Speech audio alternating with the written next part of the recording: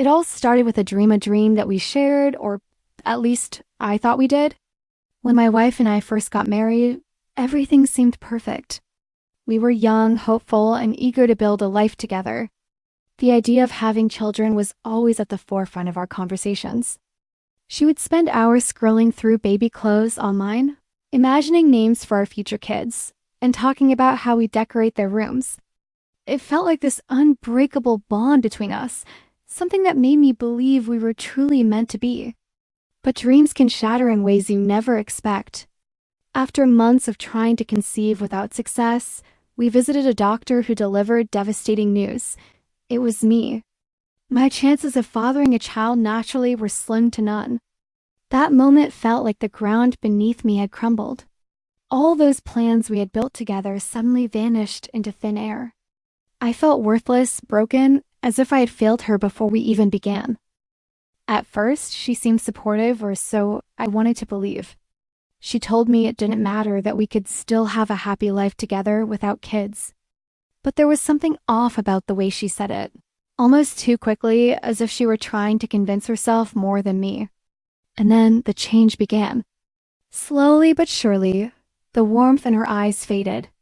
Her words, once filled with love and encouragement, turned sharp and cutting. She stopped talking about babies altogether and instead started making little jabs at me, comments about how I wasn't taking care of myself, how I should work out more, how other men, especially her friends' husbands, seemed more put together. Each remark felt like a dagger slicing deeper into my already fragile self-esteem. The worst part? She acted like I was overreacting whenever I confronted her. "You're being too sensitive," she'd say with an indifferent shrug, brushing off my concerns as if they were nothing. But I knew better. Something inside her had shifted long before she left. The woman I married, the one who used to sit beside me late at night, dreaming of our future family, was slipping away, replaced by someone colder, distant, and calculating. It wasn't just the comments. It was the way she looked at me, as if I were no longer enough. Every glance, every sigh, every subtle comparison to others chipped away at what little confidence I had left. I tried to hold on, clinging to the hope that maybe things would get better, that maybe she'd come back to me. But deep down, I couldn't ignore the sinking feeling that she was already gone in spirit, if not yet in body. Little did I know the worst was yet to come. It was supposed to be just another ordinary day, but it turned into the beginning of a nightmare I couldn't have imagined in my wildest dreams, or rather nightmares. After months of feeling like we were drifting apart, she suddenly announced that she needed a break. Not just any break, though she told me she wanted to go on a girls' trip with her friends. At first, it didn't seem strange. She had gone on similar trips before, and I always encouraged her to take time for herself. She even joked about how much fun they would have exploring America together, something she'd been talking about for weeks. But looking back now, I realized those conversations felt rehearsed, almost too casual, as if she were laying the groundwork for what was to come. The morning she left, everything seemed normal, or at least as normal as things could be between us at that point. I helped her pack, made sure she had everything she needed, and drove her to the airport. Before stepping out of the car, she turned to me with an expression I'll never forget. Soft, almost tender, but tinged with something else I couldn't quite place. "Thank you for being so supportive," she said, her voice steady, almost rehearsed. It struck me as odd because, honestly, there wasn't anything particularly noteworthy about what I had done. Still, I dismissed it, thinking maybe she was just trying to express gratitude one last time before leaving. How wrong I was! That night, I stayed up waiting for her to text or call when she landed. Her flight was supposed to take around 9 hours, so I kept myself busy watching TV, pacing around the house, and occasionally glancing at my phone. When the clock ticked past midnight and I still hadn't heard from her, I started to feel uneasy. I called her number, but the phone rang endlessly without anyone picking up. At first, I convinced myself it was nothing. Maybe she was exhausted and crashed at the hotel, or perhaps her phone died during the flight. But as the hours dragged on, my unease grew into full-blown panic. By morning, I still hadn't heard a word from her. Desperate for answers, I reached out to her sister, hoping she might know something. Nothing. Then I called her friends, the same ones who were supposedly traveling with her, but they sounded confused. "We're actually sitting here having coffee," one of them admitted awkwardly. That's when it hit me. She wasn't on a girls' trip. She wasn't traveling with anyone. She had lied to my face and vanished without a trace. My stomach dropped as the realization sank in. The woman I thought I knew, the one who used to sit beside me late at night dreaming of our future, was gone. And worse, she had planned every detail of her escape meticulously. In the days that followed, I began uncovering pieces of the puzzle she had carefully hidden from me. First, I noticed that all our joint bank accounts had been drained, every penny gone. She must have been siphoning money away for weeks, maybe even months, while I remained oblivious. Then came the social media purge. Every photo of us together, every post, every memory we had shared online, it was all deleted. It was as if she had erased me completely, not just from her life, but from existence itself. Each discovery felt like another blow to my already shattered psyche. I spent countless sleepless nights staring at my phone, willing it to ring, hoping for some kind of explanation. I called her repeatedly, left voicemails pleading for her to reach out, but silence was the only response I received. The silence was deafening, suffocating. It wasn't just her absence that haunted me, it was the betrayal. The lies. The calculated way she had orchestrated her departure, making sure to cut every tie before walking away. I replayed every moment in my mind, searching for signs I might have missed. Was I blind? Naive? Or had she become so skilled at hiding her true intentions that no one could have seen it coming? Her family was equally blindsided. They hadn't heard from her either, and her mother seemed genuinely shocked when I showed up at their door seeking answers. She cooked meals for me, sat quietly as I rambled about everything that didn't make sense, and tried to offer comfort in small ways. But even her kindness couldn't ease the storm raging inside me. I oscillated between anger, despair, and guilt. Had I failed her somehow? Pushed her away without realizing it? Every unanswered question gnawed at me, eating away at whatever shred of self-worth I had left. As the days turned into weeks, the weight of her abandonment became unbearable.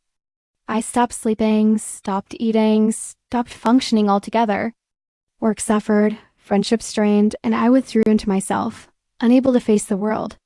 People noticed, of course they always do, but I couldn't bring myself to explain. Telling them that my wife had disappeared without a word felt humiliating, like admitting I wasn't enough to keep her. So I lied, brushing off their concerns with vague excuses about personal matters. Inside, though, I was drowning. What hurt most was the duality of it all.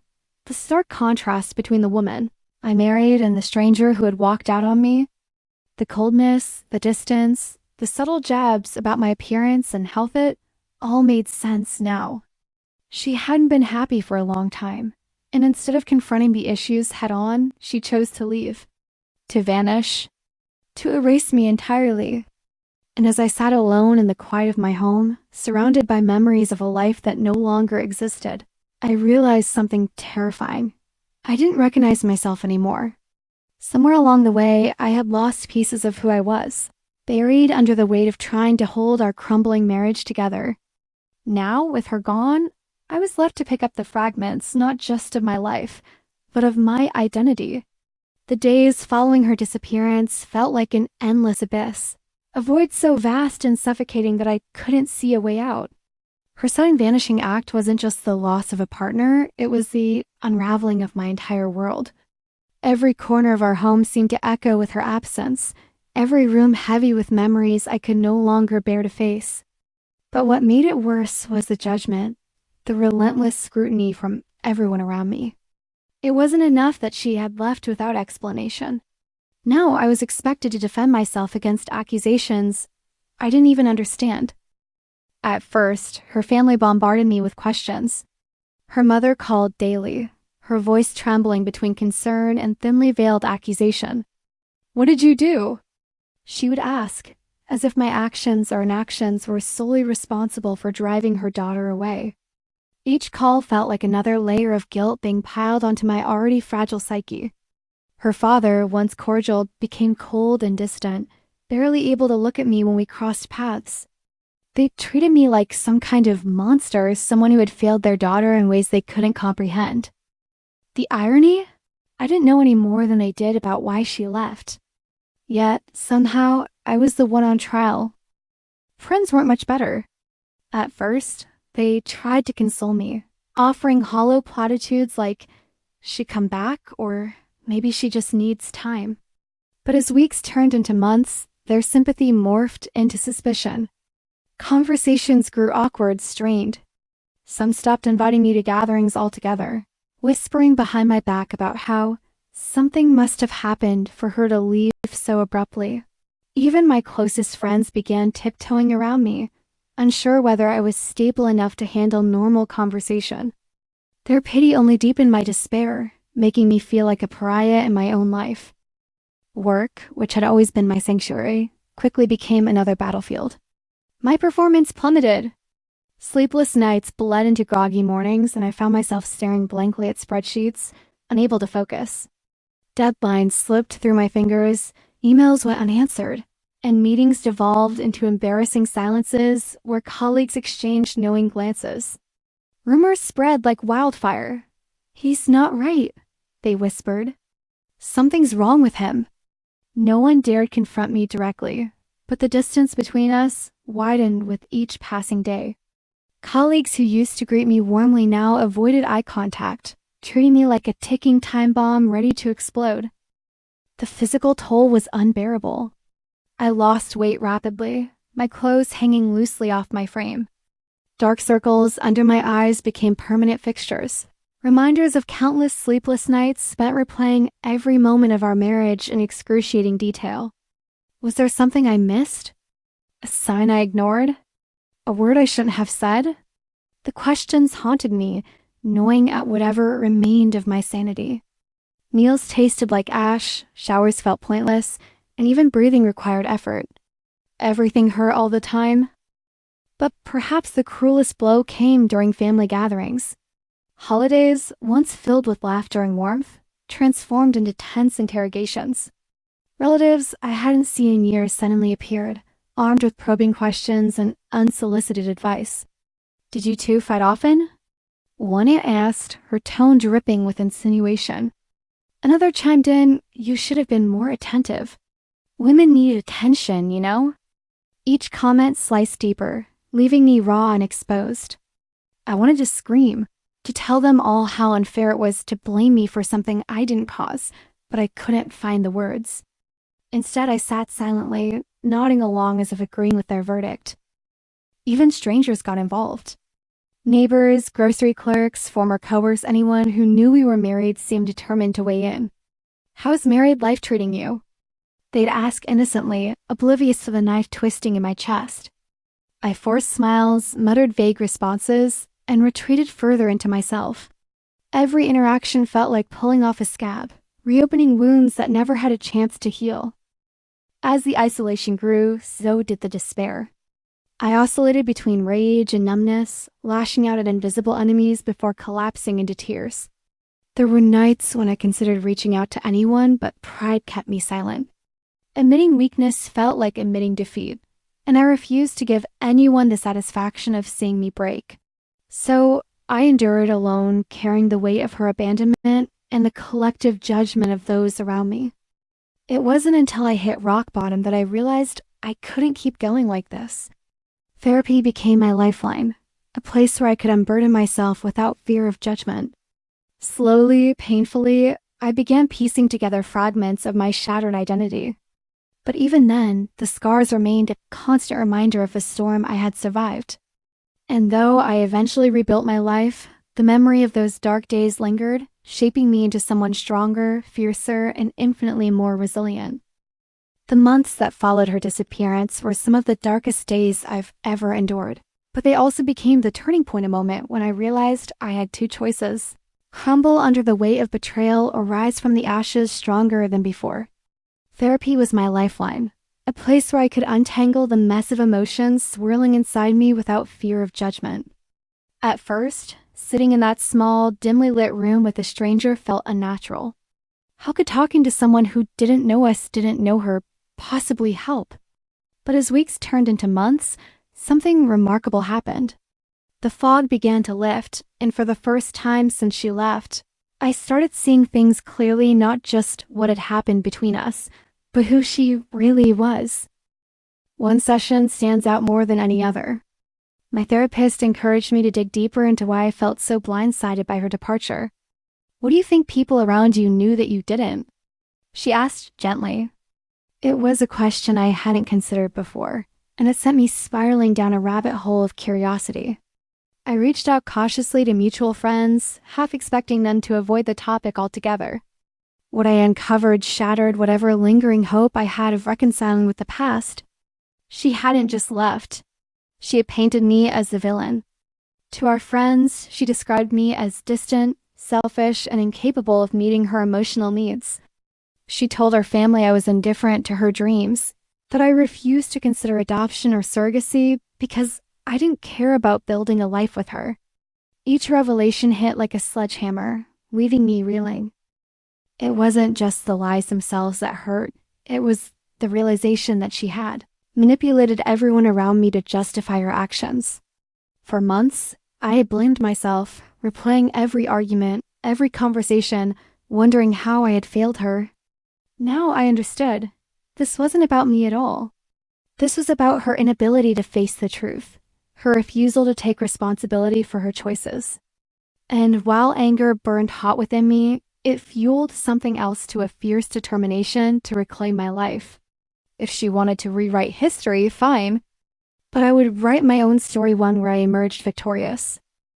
I threw myself into self-improvement with an intensity I hadn't felt in years. The gym became my sanctuary, a place where I could channel my frustration into something productive. At first, it was grueling. Years of neglect had left me overweight and out of shape, and the mirror reflected a man I barely recognized. But slowly, painfully, I began transforming, not just physically, but mentally. With each rep, each drop of sweat, I shed pieces of the old me, the insecure, desperate to please version of myself that had clung to her approval for far too long. Friends noticed the change almost immediately. "You look incredible," one said during lunch, his tone equal parts admiration and disbelief. Even coworkers who had once whispered behind my back now greeted me with respect and maybe even a hint of envy. Work became another battleground where I refused to settle for mediocrity. Before I had gone through the motions, letting deadlines slip and emails pile up as I drowned in despair. Now I attacked every project with relentless focus, determined to prove to myself more than anyone that I was capable of greatness. Late nights at the office turned into early mornings fueled by coffee and ambition. I took risks I never would have dared before, pitching ideas that pushed boundaries and challenged norms. When I received the promotion I had been passed over for years earlier, it felt like vindication. Here I was, standing tall, achieving success on my terms, becoming the kind of man she claimed I wasn't good enough to be. But perhaps the most satisfying part of my transformation was rediscovering joy in the little things. Cooking meals, reading novels I put off for years, taking long walks through the city, I found solace in activities I had abandoned in pursuit of making her happy. There was freedom in realizing I no longer needed validation from anyone else. I stopped obsessing over what others thought of me, stopped bending over backward to please people who didn't deserve my energy. For the first time in years, I felt truly alive. Still, there were moments when doubt crept in. A familiar song on the radio, a scent that reminded me of her, it was enough to send me spiraling back to those dark days. But instead of letting it consume me, I used those moments as reminders of how far I'd come. Every pang of sadness was proof that I had survived. Every memory of her betrayal was a testament to my resilience. By the time rumors of her struggles reached me, how she was struggling financially, bouncing between couches and jobs, I felt nothing but calm indifference. She had made her bed, and now she had to lie in it. As for me, I was done looking back. It was a Saturday morning, one of those rare days when life felt almost normal again. The sun streamed through my windows, casting golden streaks across the kitchen counter where I sipped my coffee in peace. For months now, I had been rebuilding my life brick by painstaking brick therapy. Self-improvement, rediscovering passions long buried under the rubble of our failed marriage. Things weren't perfect, but they were mine.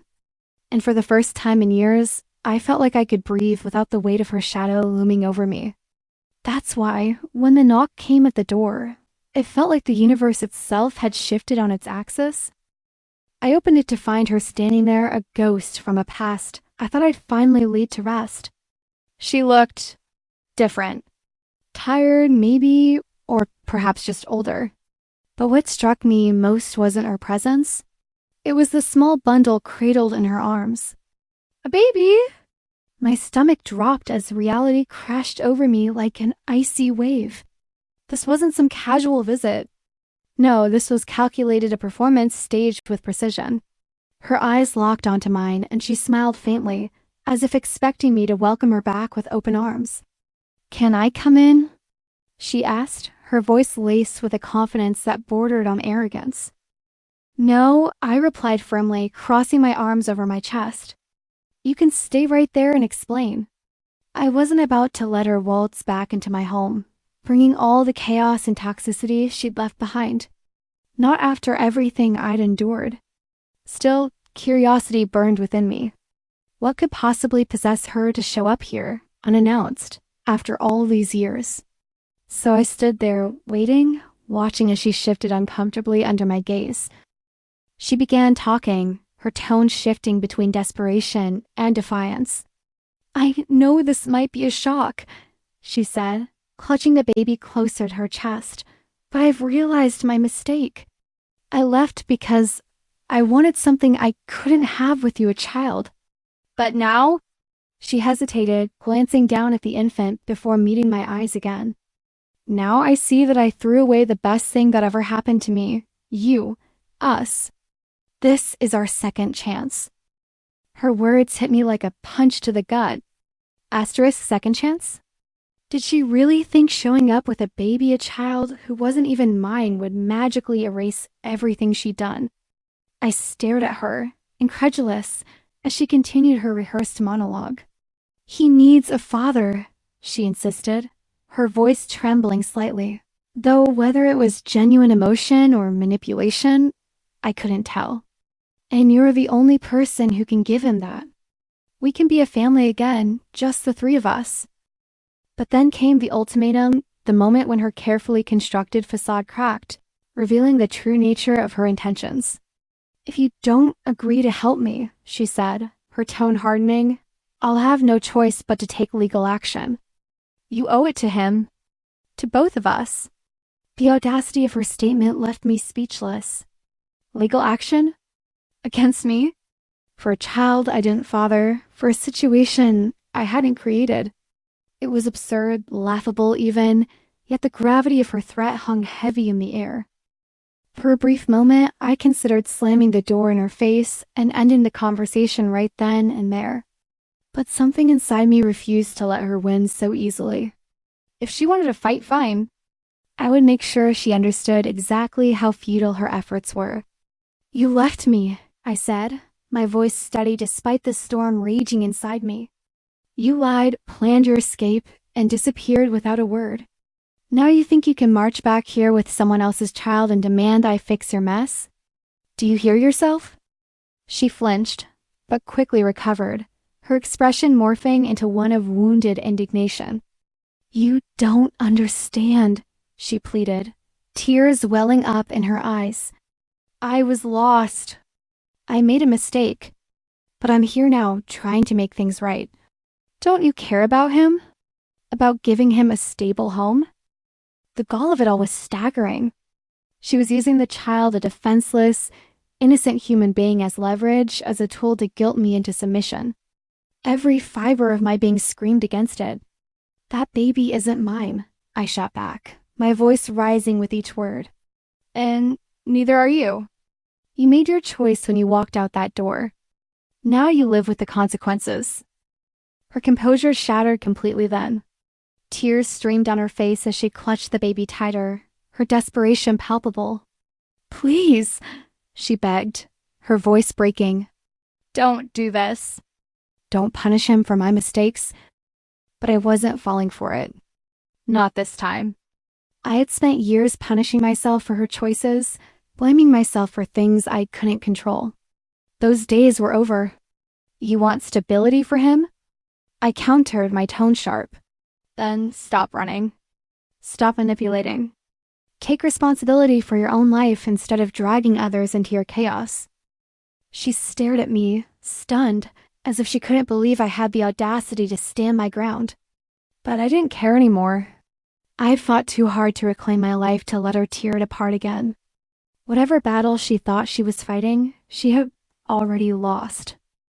The moment she realized I wasn't going to fold, her demeanor shifted from desperate pleading to outright hysteria. Her voice rose sharply, cutting through the quiet Saturday morning like a knife. "How can you do this?" she screamed, pounding on my door with enough force to rattle the windows. "After everything we've been through, you're just going to throw it all away because you're too stubborn to forgive me?" Each word dripped with venom, but beneath it lay something uglier, a raw, unfiltered selfishness that hadn't changed one bit since the day she left. It was as if she truly believed her pain outweighed mine, that her mistakes somehow entitled her to redemption without consequence. I stood there, frozen for a moment, watching the scene unfold in front of me. She wasn't the woman I had married. She was a stranger consumed by rage and entitlement.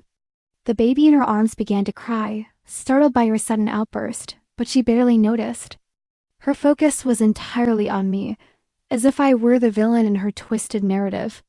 Neighbors started peeking out of their windows, some stepping onto their porches to see what the commotion was about. A few even called out, asking if everything was okay. But I didn't respond. I couldn't. All I could do was watch as the woman who had once vowed to stand by my side unraveled completely, exposing the truth I had long suspected. She'd never cared about us, not really. Her tirade grew louder, more unhinged. "You'll regret this," she shouted, slamming her fists against the door again. "You think you're better than me? That you're some perfect victim? Well, let me tell you something, you're nothing without me." Her words echoed in the air, sharp and biting, but they didn't hit their mark. Instead, they felt hollow, meaningless. For years, I had carried the weight of her abandonment, questioning myself, blaming myself, wondering where I had gone wrong. But now, standing here, I saw her for who she truly was, someone who thrived on chaos, who expected others to clean up her messes while refusing to take responsibility for her actions. And then, something inside me clicked. Enough! I'd spent years trapped in our web of manipulation, bending over backward to keep her happy, only to be discarded when I no longer served her purpose. Now, she wanted back in not because she loved me or regretted leaving, but because she needed a safety net. Well, I wasn't going to be that person anymore. With a calmness that surprised even myself, I stepped forward and closed the door firmly, shutting her out once and for all. The sound of the latch clicking into place was deafening, a symbolic end to a chapter I should have closed years ago. On the other side of the door, she continued to scream, her voice growing hoarse with desperation. "Open the door! Don't you dare walk away from me!" But I didn't move. I stood there, listening to her rage dissolve into sobs, feeling an unfamiliar sensation wash over me. Freedom. For the first time in years, I wasn't shackled by her expectations or guilt-tripped into submission. I wasn't living in fear of saying or doing the wrong thing. I was free, truly, utterly free. As her cries faded into the background and the neighbors retreated indoors, shaking their heads at the spectacle, I exhaled deeply, letting go of the last remnants of the life we had shared. It was over, and for the first time, I felt alive. After that fateful Saturday morning, when she showed up at my door with her child in tow, I thought it was over. I had shut the door on her manipulative attempts to worm her way back into my life, and for a brief moment, I felt a flicker of peace, a sense that I had finally reclaimed control. But as it turned out, she wasn't done fighting. Not by a long shot. What followed was an onslaught of tactics so desperate and calculated that they bordered on absurdity. each one designed to wear me down emotionally and mentally. She refused to accept my rejection, instead doubling down on her efforts to guilt-trip me into submission. First came the barrage of messages, texts, emails, even voicemails left during the dead of night. At first, they were pleading, filled with tearful apologies and promises of change. "You don't understand how hard this is for me," one message read. "I made a mistake, but you're punishing both of us now." As days passed, however, her tone shifted. The sweetness dissolved into bitterness, her words laced with venomous accusations. She accused me of being selfish, heartless, and incapable of forgiveness. One email stood out in particular. "You think you're better than everyone else? You're just a coward hiding behind your pride." It was laughable, really, the audacity of someone who had abandoned me without explanation now labeling me as the villain. But she didn't stop there. When emotional manipulation failed, she resorted to something far more insidious: public humiliation. Within weeks, rumors began circulating, online half-truths and outright lies about me posted under anonymous accounts. Someone, and I suspected it was her, claimed I had driven her away because I was controlling and abusive. Another post suggested I had sabotaged our marriage intentionally, refusing to support her dreams of having children. Each rumor felt like a slap in the face, not because they hurt my feelings, but because they revealed the depths of her desperation. She was willing to tarnish my reputation, destroy my credibility, all in the hope of forcing me to take her back. For a while, I considered addressing the gossip head-on, defending myself against these baseless attacks. But then I realized something. Engaging would only validate her behavior, so I stayed silent, letting the truth speak for itself. Her next move was enlisting reinforcements, friends, family members, even acquaintances I hadn't spoken to in years, all suddenly reaching out to mediate or guilt me into reconsidering. Her mother called again, this time less apologetic and more accusatory. "She's your wife," she said sternly, as if reminding me of some sacred duty I was neglecting. "How can you turn your back on her now?" Even her friends joined the fray, sending messages dripping with passive-aggressive sympathy. "It must be hard for you too," one wrote, "but maybe you should think about what's best for the baby." Best for the baby? The sheer hypocrisy of using a child I didn't father as leverage was staggering. Did she honestly believe I would crumble under the weight of their collective judgment? What surprised me most, though, was how quickly her support system unraveled once people began seeing through her act. A mutual friend confided in me later that she had been spreading lies about me to justify her return. "She told us you were cold and distant," he admitted, shaking his head. "But after hearing your side, I don't know what to believe anymore." Others distanced themselves entirely, unwilling to get dragged into her drama. Even her own father stopped calling after realizing she was trying to manipulate him into pressuring me financially. By the time her texts grew increasingly erratic, alternating between rage-filled rants and pathetic pleas, I knew she was running out of options. And yet, despite her relentless campaign, none of it worked. Every attempt to break me only reinforced my resolve. With every lie she told, every person she tried to sway, I saw her for who she truly was, a woman clinging to the wreckage of her own choices, desperate to escape the consequences. For years, I had carried the burden of her abandonment, questioning myself, blaming myself. Now, watching her unravel, I understood that the fault lay squarely with her. She had orchestrated her departure, lied to protect herself, and now expected others to clean up the mess she had created. But I wasn't going to be her scapegoat, not anymore. By the time our messages slowed to a trickle, I felt nothing but relief. She had exhausted every weapon in her arsenal, and still I stood firm. For the first time in years, I realized I wasn't afraid of her or anyone ever again.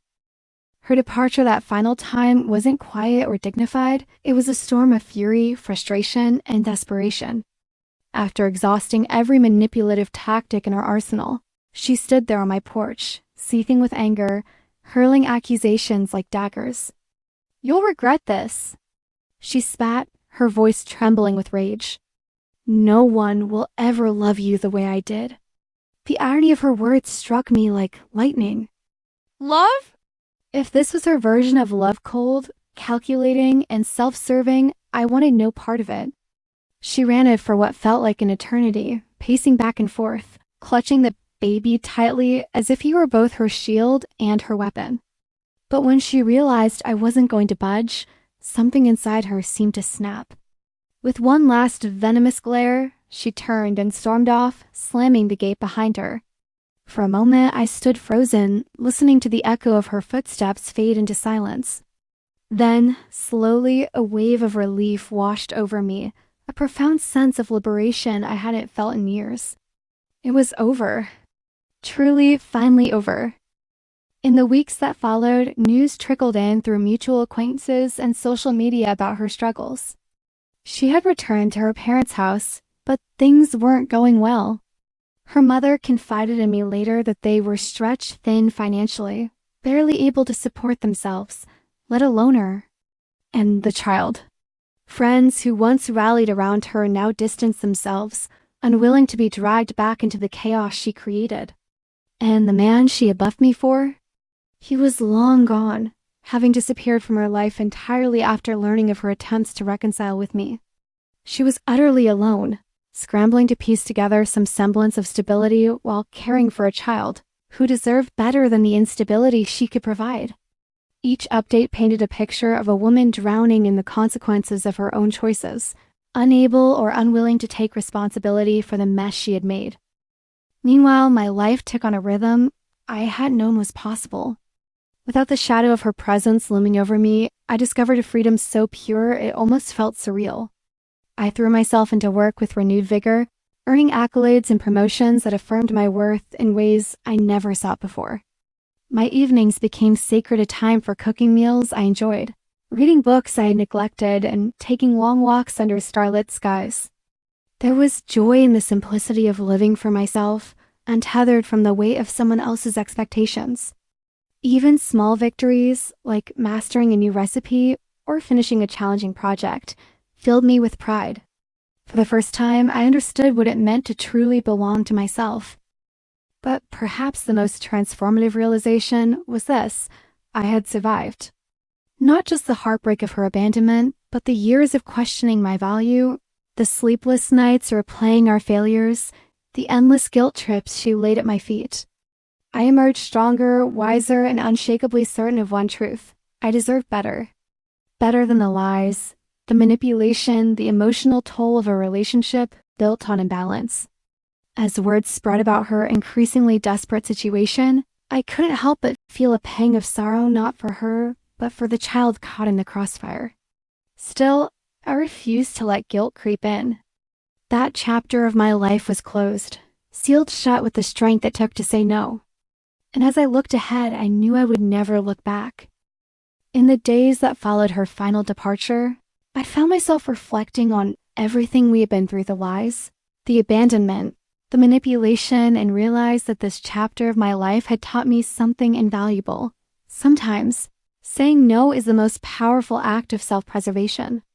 For years, I had carried the weight of her choices, blaming myself for things I couldn't control and allowing her to dictate the terms of our relationship even after it ended. But standing at my door that Saturday morning, watching her unravel in desperation, I understood something profound. Forgiving her wouldn't have been strength, it would have been surrender. And I was done surrendering. With clarity I hadn't felt in years, I decided to write her a letter, not because I owed her an explanation, but because I needed to articulate why I had drawn the line. The words poured out of me like a dam breaking, raw and unfiltered. I explained how her actions had shattered not just our marriage, but my sense of self-worth. I recounted the nights I spent questioning what I had done wrong, the months I wasted hoping she would return, and the pain of realizing she had never truly valued me. "You left without a word," I wrote, "and now you expect me to welcome you back as if none of it mattered. But your choices defined us long before you walked away. Forgiveness isn't about erasing consequences, it's about accountability. And I refuse to let you rewrite history." When the letter was finished, I hesitated for a moment, wondering if sharing it publicly was the right thing to do.